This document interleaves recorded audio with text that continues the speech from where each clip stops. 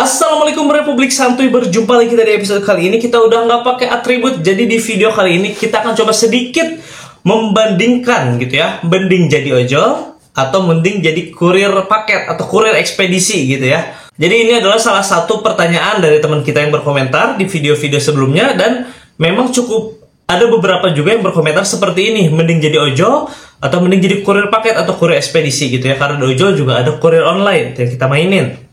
Oke, gue akan coba sharing sesuai dengan pengalaman yang pernah gue tahu atau yang pernah gue rasakan, dan beberapa dari pengalaman teman-teman gue yang pernah nyoba juga di bidang pekerjaan ini gitu ya. Jadi gue akan sedikit ngebahas nih.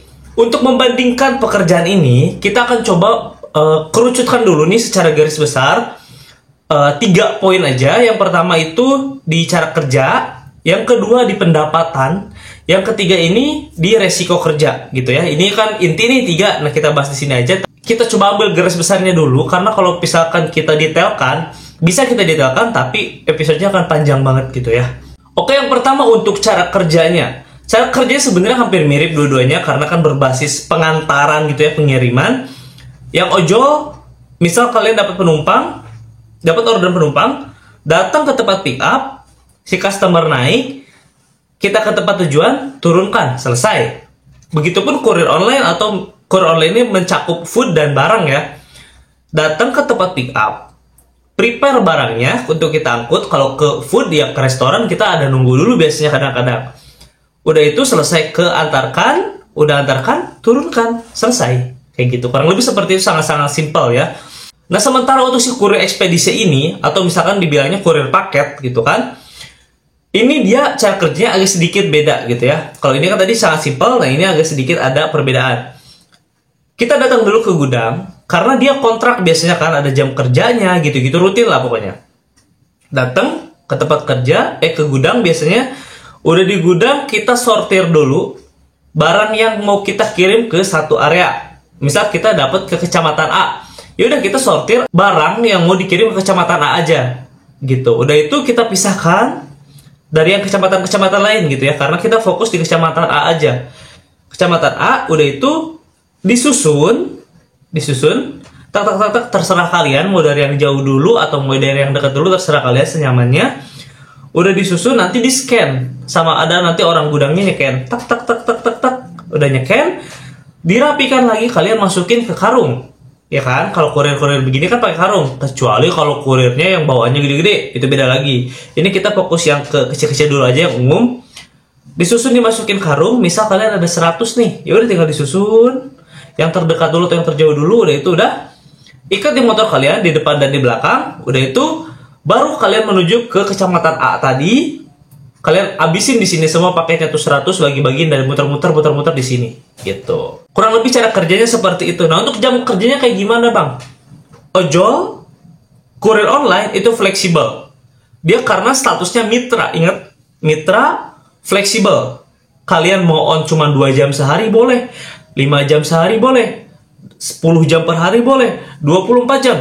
Ya kalau kuat kalian mungkin gitu. Tapi kadang-kadang sekarang ada istirahatnya gitu. Pokoknya kalau di sini bebas, sefleksibel mungkin, nggak ada jam kerjanya. Kalau di sini ada jam kerjanya.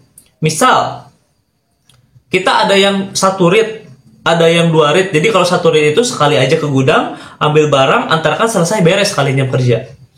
Kalau 2 rit, misal 2 rit ini yang pertama itu rit 1 jam 8 pagi, yang kedua jam 2 pagi. Nah, kalian berarti 2 kali ke gudang nih. Ini udah ada jam kerjanya dan nggak boleh lewat dari itu gitu ya, karena udah ada dijadwalkan gitu kan. Jadi untuk fleksibel, ya ojol dan kurir online lebih bebas karena dia statusnya mitra. Kalau di sini ada kontrak kerjanya gitu, jamnya teratur, semuanya teratur. Nah, sekarang yang kedua aspek yang kita bahas adalah pendapatan. Poin tentang pendapatan. Untuk pendapatan, ojol ataupun kurir online pendapatannya tidak menentu. Bisa jadi sama, bisa jadi lebih kecil, bisa jadi lebih besar. Karena itu tadi, jam kerjanya fleksibel, mitra, tergantung kalian on beat berapa jam, tergantung kalian akunnya gacor atau enggak, orderan di hari itu rame atau enggak, kayak gitu. Nah, untuk si kurir paket atau kurir ekspedisi, ini pendapatannya pun beda-beda. Karena kan ini tergantung perusahaan.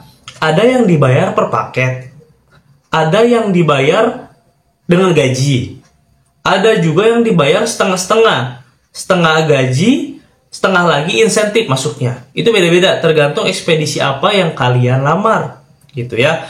Jadi di sini pendapatan udah berbeda. Yang ketiga, resiko kerja. Nah, resiko kerja ini, ojol ini karena tidak terbatas areanya nih. Ini area kecamatan A. Nggak usah kecamatan, kota nih. Ini yang kita lakuin ya. Ini nggak terbatas Bogor. Biasanya akunnya itu per wilayah gitu ya. Kayak kita nih akun Jabodetabek. Ya terserah kalian mau ke Bogor, Tangerang, Bekasi, BSD, Jakarta bisa. Gitu ya. Tapi resiko kerjanya jauh lebih besar tentunya. Misal kalau kalian main di Bogor aja, dan kita orang Bogor misalkan, udah cukup lumayan sangat hafal area dong.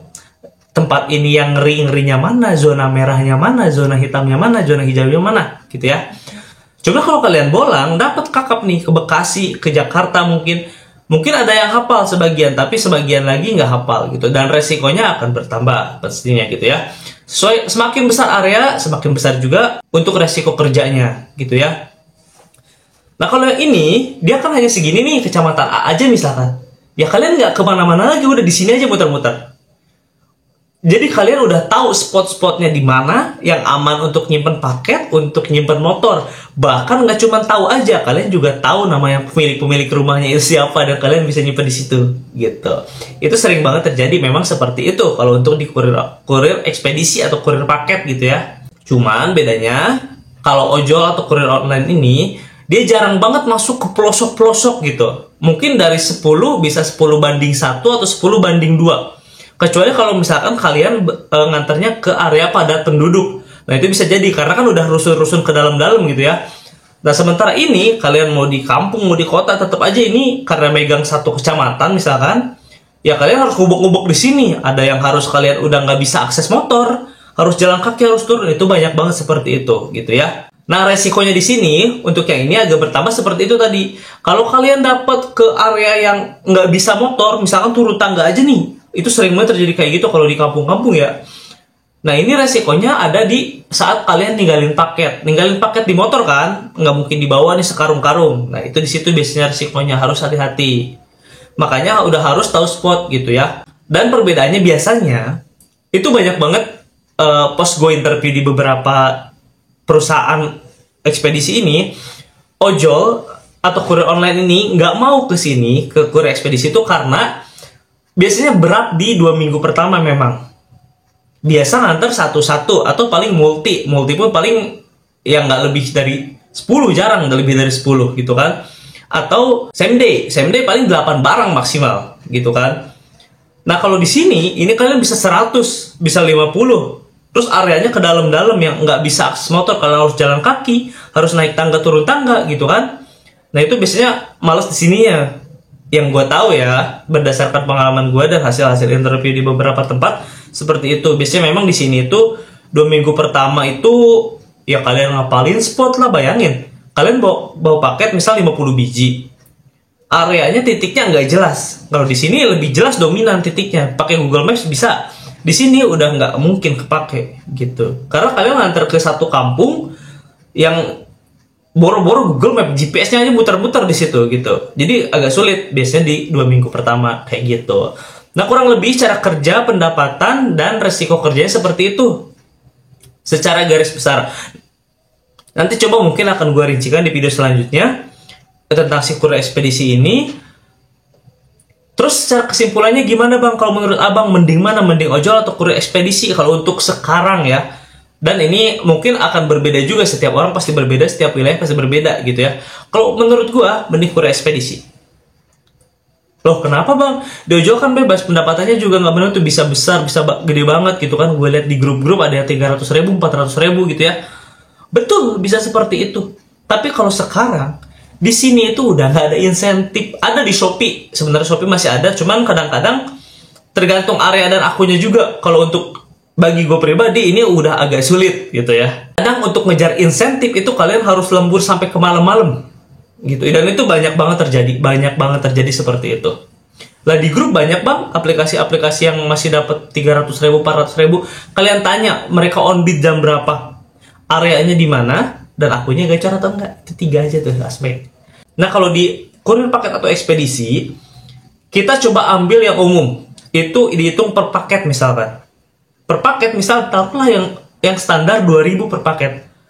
2000 per paket, Bos. Tapi kan di sini bisa jadi banyak, bisa jadi sedikit, apalagi kalau event. Ini udah pasti banyak double kalian, kemungkinan besar ya. Taruhlah per hari kalian dapat 100 paket.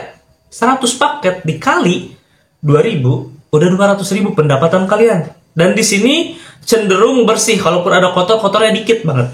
Kalau di sini, ini 300.000 tuh kotornya banyak, Pak. Banyak banget. Karena itu tadi, bensin, kalian kan muter-muter nggak ada batas nih. Itu dari hitungan juga gitu kan, dan lain-lain. Nah, kalau di sini, pengalaman gue untuk uang bensin, itu jarang banget mengeluarkan uang bensin.